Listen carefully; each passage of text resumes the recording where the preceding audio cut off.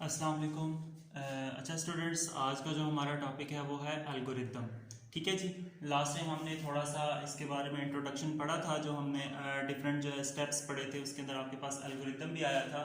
और एल्गोरिदम के बारे में थोड़ा सा जो है वहाँ पे हमने इसके बारे में थोड़ी सी बात की थी, लेकिन आज हम इसको जो है वो डिटेल से देखेंगे कि आपके पास बेसिकली एल्गोरिदम होता क्या है, ठीक है, और इसका क्या यूज़ है। ठीक है जी। तो जैसे कि आपके पास बुक के अंदर आपकी जो ईआरटी सीरीज की बुक है, पेज नंबर 5 के ऊपर मैं यहाँ से थोड़ा सा इसको डेफिनेशन को पढ़ूंगा और फिर उसके बाद उसको एक्सप्लेन करूंगा। Algorithm is a step by step procedure to solve a problem. ठीक है जी। मैंने आपको लास्ट टाइम भी बताया था कि ये आपके पास क्या है, एक स्टेप बाय स्टेप क्या है, प्रोसीजर है। स्टेप बाय स्टेप प्रोसीजर है।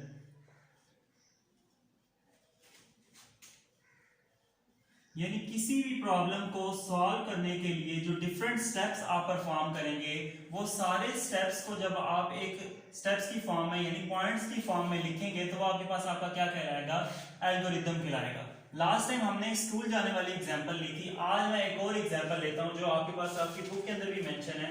जैसे कि फॉर एग्जांपल, अगर आप क्या करना चाहते हैं, आप एक मतलब आप अपने लिए चाय बनाना चाहते हैं। ठीक है जी। आप डेली लाइफ से हम एक एग्जांपल ले रहे हैं, यानी उसके लिए आप सबसे पहला टास्क जो है, यानी सबसे पहला जो स्टेप आपके पास होगा वो क्या होगा। ठीक है जी। ये आपके पास पेज नंबर 6 के ऊपर ये वाली एग्जांपल लिखी भी गई है कि आपके पास सबसे पहले आप क्या करेंगे, open the T box. T box को ओपन करेंगे, ये आपके पास पहला पॉइंट हो गया। उसके बाद आप क्या करेंगे, extract 1 spoon of tea leaves. ठीक है जी। उसमें से आप आपके पास एक चम्मच जो है वो पत्ती की निकालेंगे, वो उसके अंदर डालेंगे। Put the spoon into the tea into the pot, और फिर उसके बाद चाय उसके अंदर डालेंगे and close the T box, और टी बॉक्स को क्लोज कर देंगे। यानी कि आपके पास सिर्फ इतना प्रोसेस था, यानी सिर्फ आपके पास जो चाय है उसको उसके अंदर पॉट के अंदर डालने के लिए आपके पास ये 4 स्टेप्स बताए गए हैं। ठीक है जी। फिर उसके बाद boil the water. Boil the water एक स्टेप हो गया।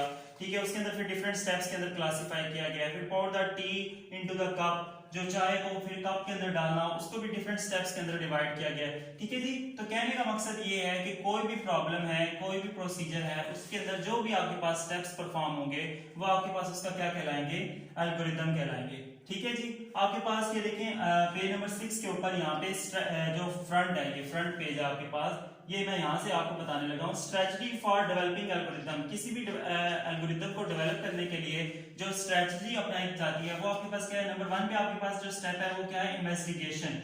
इन्वेस्टिगेट करना है आपने। This step is used to identify the following, identify the process to solve a problem. किसी भी प्रॉब्लम को सॉल्व करने के लिए जो आपने प्रोसेस यूज करना है उसको आपने आइडेंटिफाई करना है। ठीक है जी।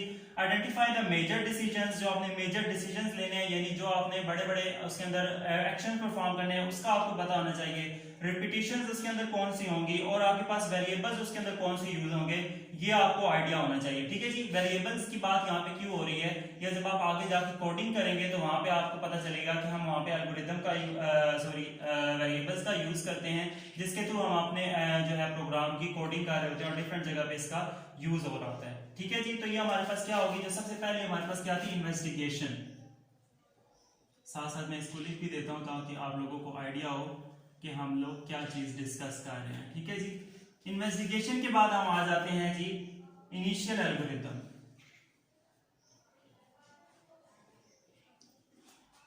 Initial algorithm.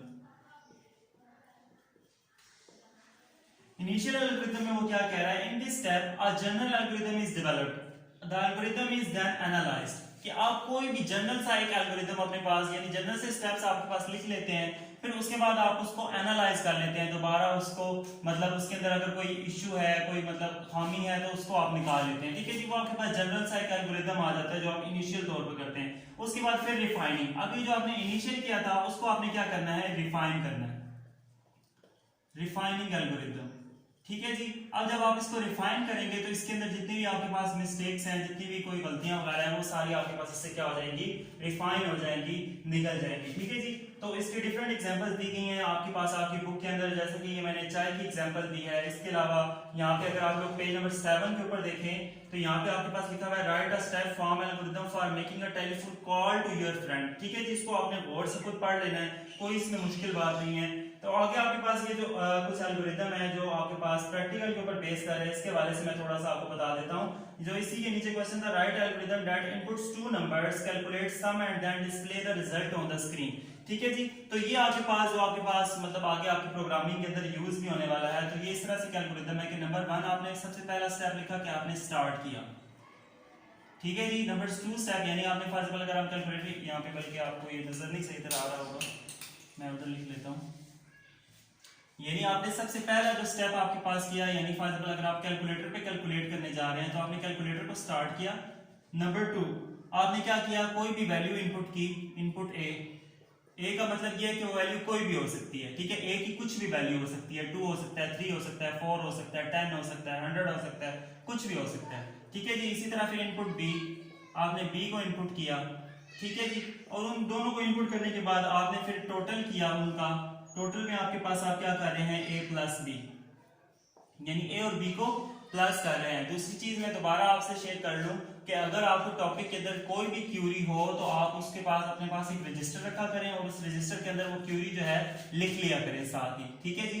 क्योंकि ऑनलाइन लेक्चर है, ड्यूरिंग लेक्चर तो आप नहीं पूछ सकते, लेकिन अगर आप वो क्यूरी अपने पास लिख लेंगे और जब मैंने आपको जैसे कि ऑप्शन दी हुई है कि आप मुझसे इनबॉक्स में कॉन्टेक्ट करके वो क्यूरी जो है वो डिस्कस कर सकते हैं, उसके हवाले से कोई भी मसला होगा तो वो आपका हल हो जाएगा, ठीक है जी। अब आपने इसका सम कैलकुलेट कर लिया और नंबर 5 पे आपने इसको क्या कर दिया, डिस्प्ले कर दिया।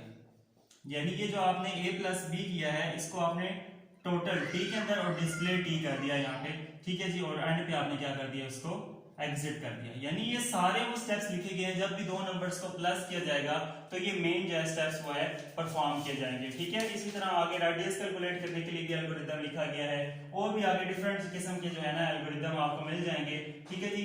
जरूरी नहीं है कि ये आप लोगों ने सारे करने हैं जितनी आपके पास बुक के अंदर मेंशन है। बेसिक चीज है वो ये है कि आपको इसका कॉन्सेप्ट समझ आना चाहिए। यानी कोई भी अगर आपके पास एल्गोरिथम आ जाता है पेपर के अंदर तो आपको एल्गोरिथम लिखना आना चाहिए। बेसिकली एल्गोरिथम आपके पास क्या है, नंबर ऑफ स्टेप्स हैं। कोई भी काम, कोई भी प्रॉब्लम को आप सॉल्व करने के लिए जो स्टेप्स परफॉर्म करते हैं वो आपके पास क्या कहलाते हैं, आपका एल्गोरिथम कहलाते हैं। ओके जी।